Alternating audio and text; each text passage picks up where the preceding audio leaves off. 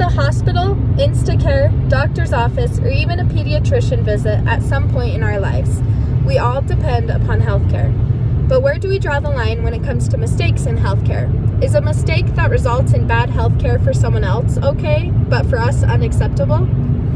As someone who has worked in healthcare for over 3 years now, I have a lot of experience with this setting. I have seen so many mistakes, yet so much more quality care. People truly love their job if they work in healthcare. It's not for the faint of heart. And yet, the people working there are some of the most criticized professionals of all time. Isn't that strange?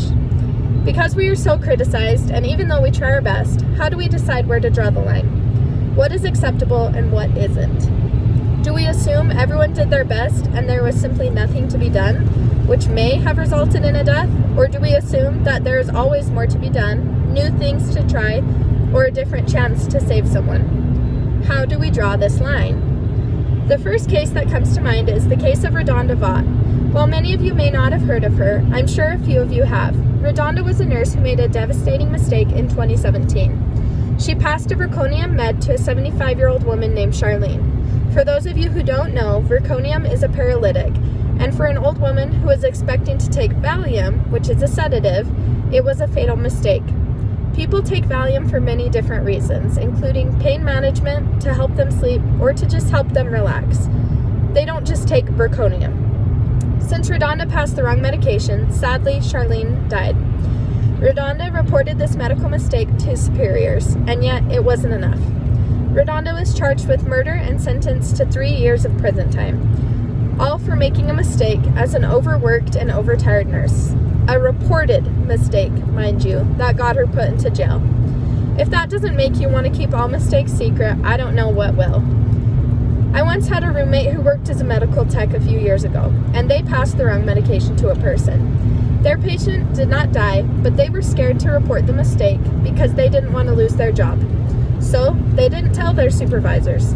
Honestly, is that better?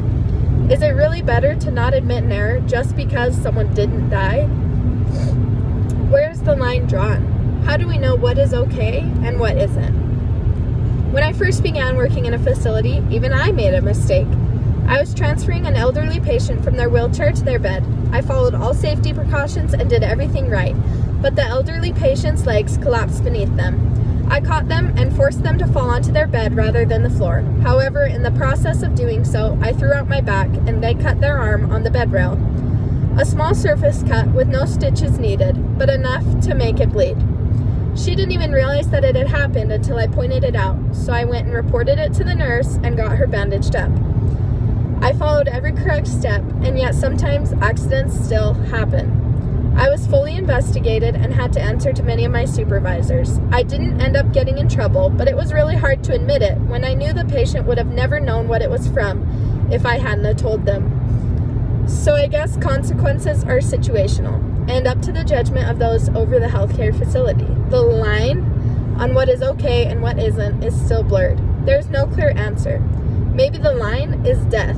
I hope that despite the scrutiny healthcare workers face today, they feel safe reporting mistakes and learning from them, with proper punishments that fit their situation. I hope that over time the line becomes clear, because we really don't know where it is.